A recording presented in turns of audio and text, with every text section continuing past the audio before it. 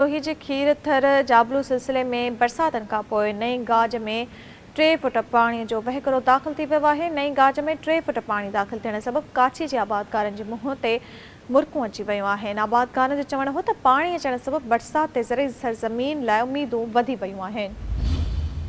ख़बर शामिल कंदासीं नाज़रीन। जोही में खीथर जाबलू सिलसिले में बरसातनि खां पोइ नई गाज में 3 फुट पाणी जो वहिकिरो दाख़िल थी वियो आहे।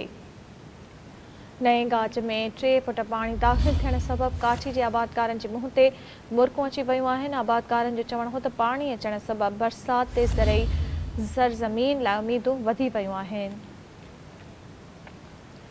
जोही में खीथर जाबलू सिलसिले में बरसातनि खां पोइ नई गाज में 3 फुट पाणी जो वहिकिरो दाख़िल थी वियो आहे।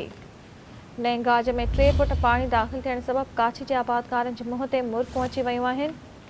आबादकारनि जो चवणु हो त पाणी अचण सबबि बरसाति ते ज़रई सरगर्मियुनि लाइ उमीदूं वधी वियूं आहिनि।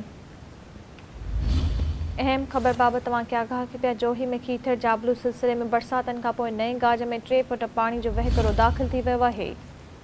नई गाज में 3 फुट पाणी दाख़िल थियण सबबि काछी जे आबादकारनि जे मुंहं ते मुरकूं अची वियूं आहिनि।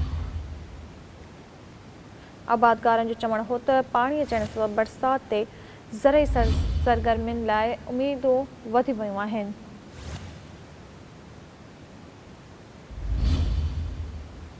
अहम ख़बर खां तव्हांखे आगाह कई पिया। जोही में खीथर जाबलू सिलसिले में बरसातनि खां पोइ नई गाज में 3 फुट पाणी जो वहिकिरो दाख़िल थी वियो आहे। तव्हांखे ॿुधाईंदासीं नाज़रीन। नई गाज में 3 फुट पाणी दाख़िल थियण सबबि काछी जे आबादकारनि जे मुंहं ते मुरकूं अची वियूं आहिनि।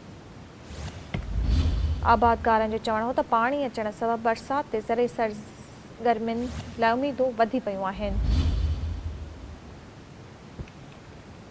जोही में खीथर जाबलू सिलसिले में बरसातनि खां पोइ नई गाज में 3 फुट पाणी जो वहिकिरो दाख़िल थी वियो आहे। नई गाज में 3 फुट पाणी दाख़िल थियण सबबि काछी जे आबादकारनि जे मुंहं ते मुरकूं अची वियूं आहिनि।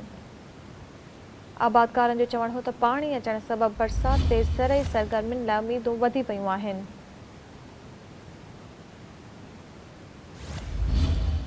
तफ़सील मालूम कंदासीं। टेलीफोन लाइन ते असांखे जॉइन कयो आहे सिंध टीवी न्यूज़ जे रिपोर्टर अकबर लाशारी। जी अकबर लाशारी, कहिड़ा तफ़सील आहिनि?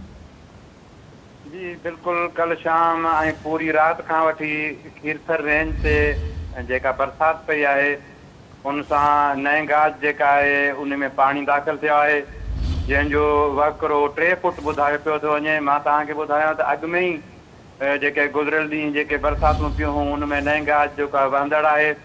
नए गाज जे अचण सां जेके काछे वासी आहिनि उन्हनि में तमामु घणी ख़ुशी जी लहर छाइजी वई आहे ऐं मंछुर जे मुहाणनि में बि उमेद पैदा थी आहे त गाज जो पाणी मंछुर में दाख़िल थींदो ऐं इन सां इलाइक़े में सराही ऐं ख़ुशहाली ईंदी। जी महिरबानी अकबर लाशारी तफ़सील ॾियण लाइ।